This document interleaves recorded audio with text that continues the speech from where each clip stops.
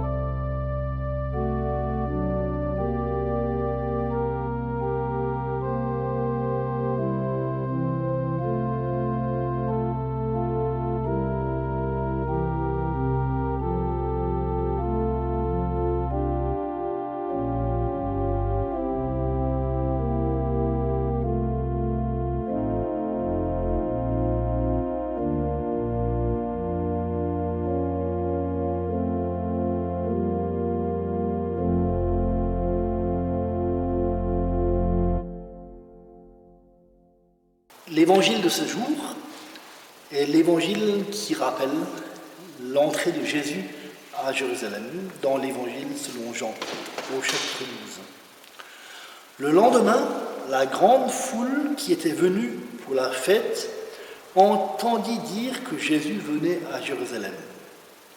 Les gens prirent des branches de palmier et sortirent au-devant de lui en criant « Hosanna, béni soit celui qui vient au nom du Seigneur, le roi d'Israël ». Jésus trouva un ânon et s'assit dessus, selon ce qui est écrit « N'aie pas peur, fille de Sion, ton roi vient assis sur le petit d'une ânesse ». Ses disciples ne comprirent pas tout cela d'abord, mais quand Jésus fut glorifié, alors ils se souvinrent que cela était écrit à son sujet et qu'il avait fait cela pour lui. La foule qui était avec lui quand il avait appelé Lazare du tombeau pour le réveiller d'entre les morts lui rendait témoignage. C'est pourquoi la foule vint au-devant de lui et l'avait entendu dire qu'il avait produit ce signe. Les pharisiens, eux, se dirent les uns aux autres « Vous voyez que vous n'y pouvez rien, le monde s'en est allé à sa suite. » Parole du Seigneur. Chantons à présent le chant suivant « Mon Sauveur, je voudrais être » au numéro 4605 dans le recueil Alléluia. Le chant n'est pas très connu, aussi je vous invite peut-être à le chanter 2 fois en faisant un petit retour en arrière sur votre machine.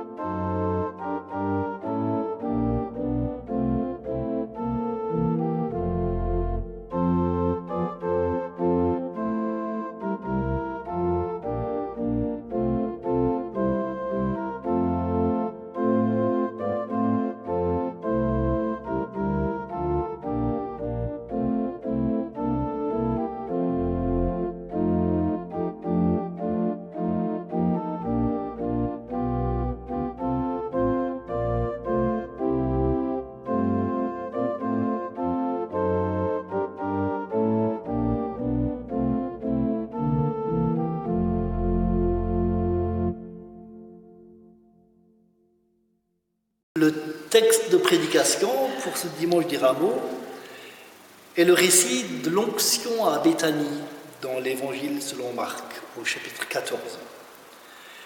Comme il était à Béthanie, chez Simon le lépreux, une femme entra pendant qu'ils étaient à table.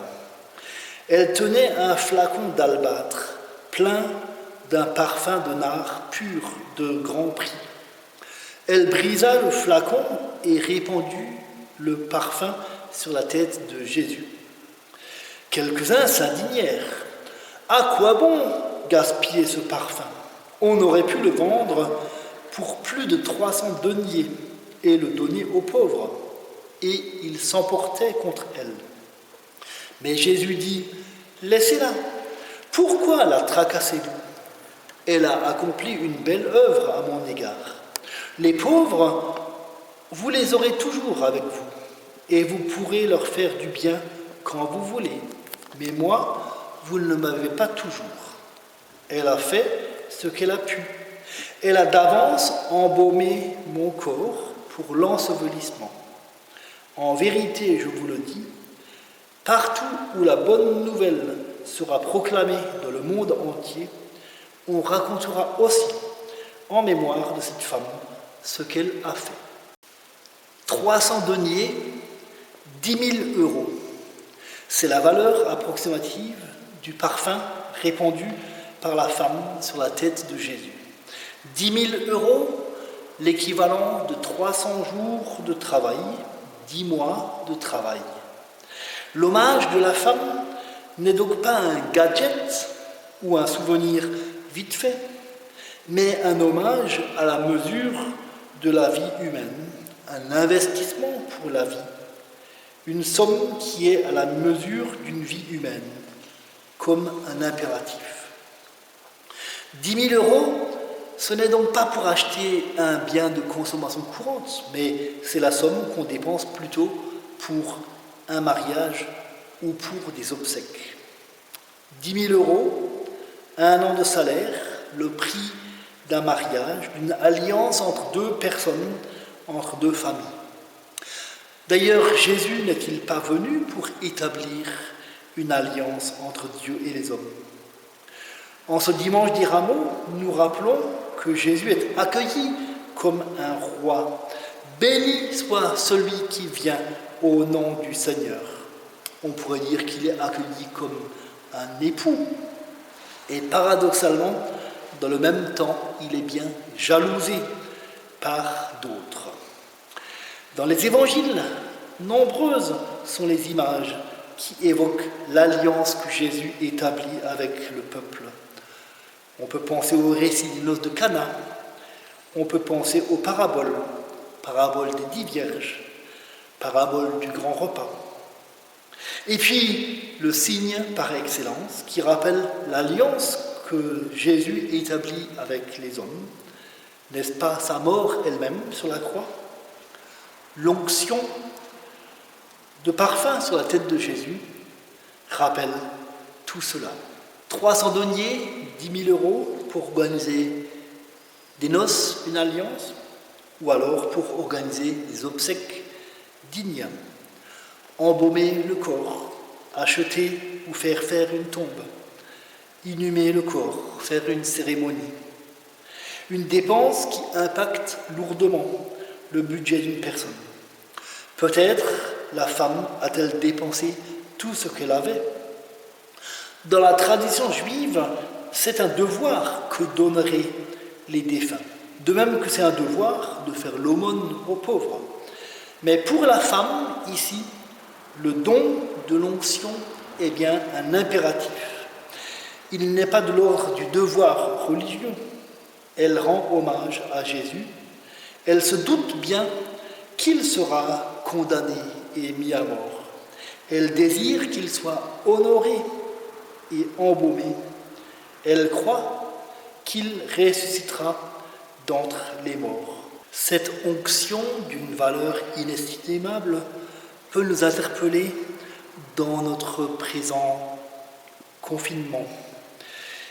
Cette onction peut aussi raviver l'un ou l'autre paradoxe entre l'Évangile et notre vie. Rappelons-nous que dans la Bible et dans l'Ancien Testament, l'onction rappelle normalement que Dieu accorde sa confiance à un roi, à un prêtre, à un prophète, qui est mis à part pour exercer une fonction particulière. Jésus aussi est un oint, ce qui en hébreu se dit Massa ou Messie, et en grec cela se dit Christos. Jésus, Christ, est donc bien celui qui est oint du Seigneur, qui reçoit l'onction qui est choisie par Dieu pour accomplir une fonction particulière. La femme de notre récit accomplit de façon admirable l'onction qui fait de Jésus le Christos.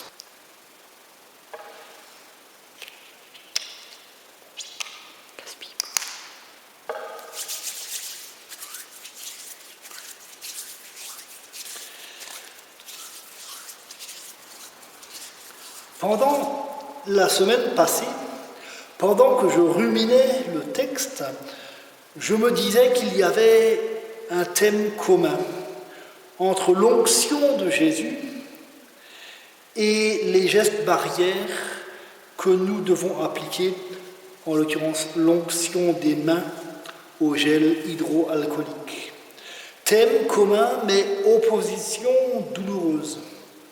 Car autant l'onction dans la Bible est une reconnaissance de la personne, une mise à part pour exercer une fonction, autant l'onction obligatoire avec le gel hydroalcoolique ou le savon nous met à part les uns des autres.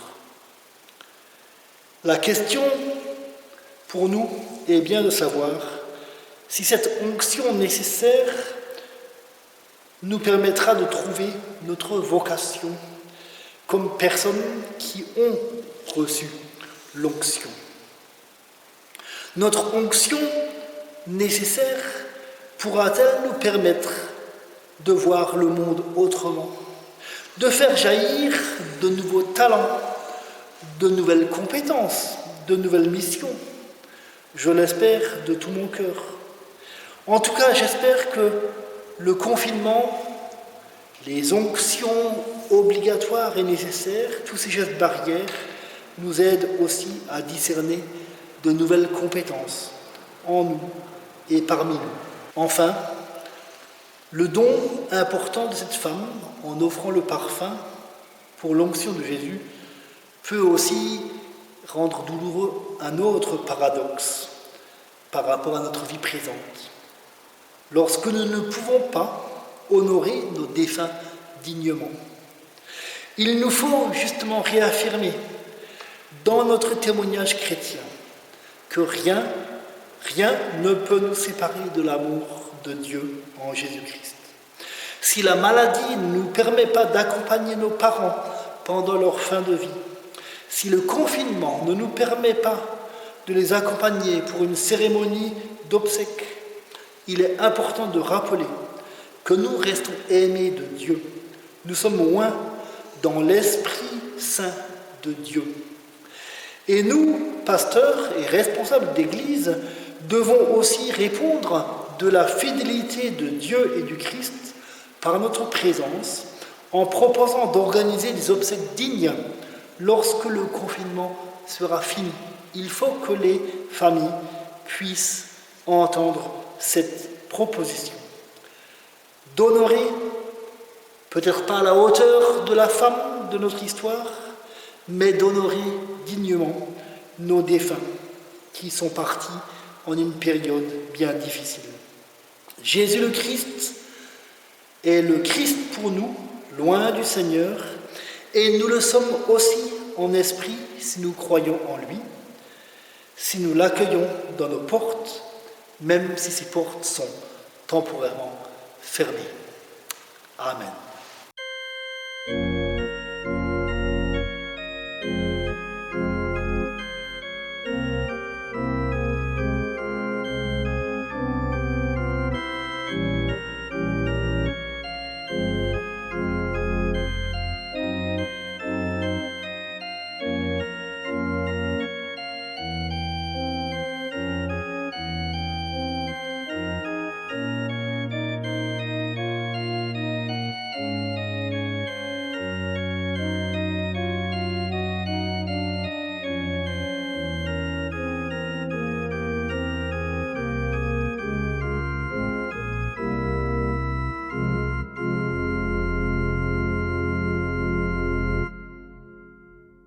Nous voulons encore prier les uns pour les autres et les uns avec les autres.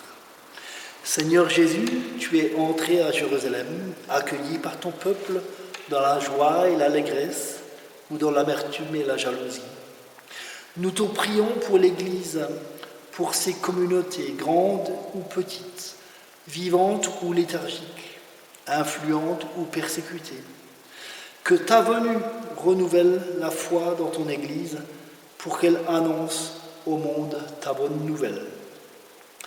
Seigneur Jésus, tu es entré à Jérusalem et devant toi s'est ouvert le chemin de la passion.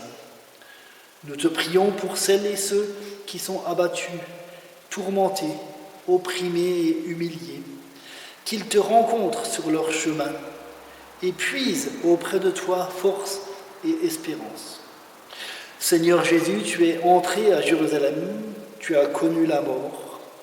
Nous te prions pour celles et ceux qui ont perdu un proche dans des conditions inhumaines, comme actuellement. Que ta miséricorde renouvelle leur confiance et qu'ils trouvent en toi le chemin de la paix. Seigneur, nous voulons te confier dans le silence toutes nos demandes particulières.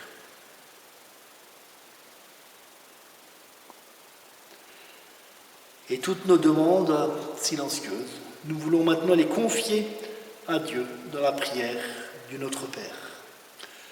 Notre Père qui es aux cieux, que ton nom soit sanctifié, que ton règne vienne, que ta volonté soit faite sur la terre comme au ciel. Donne-nous aujourd'hui notre pain de ce jour. Pardonne-nous nos offenses, comme nous pardonnons aussi à ceux qui nous ont offensés. Et ne nous laisse pas entrer en tentation, mais délivre-nous du mal, car c'est à toi qu'appartiennent le règne, la puissance et la gloire au siècle des siècles. Amen. Chantons encore le dernier chant, Seigneur, garde-nous, Seigneur, sauve-nous, au numéro 62-84 dans nos recueils Alléluia. Le texte s'affiche à l'écran.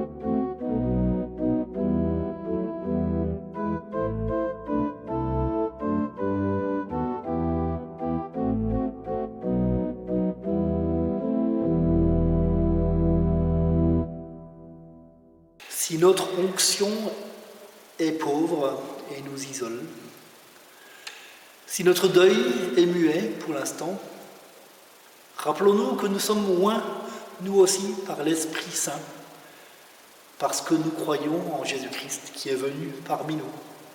Accueillons Jésus-Christ dans nos cœurs, dans nos portes. Accueillons sa vie, sa passion et sa résurrection. Recevons maintenant la bénédiction du Seigneur. Que le Seigneur nous bénisse et nous garde. Que le Seigneur fasse resplendir sa lumière sur nous et nous donne sa grâce. Que le Seigneur tourne sa face vers nous et qu'il nous donne sa paix maintenant et toujours. Amen. Bonne journée à toutes et à tous et bonne montée vers Pâques.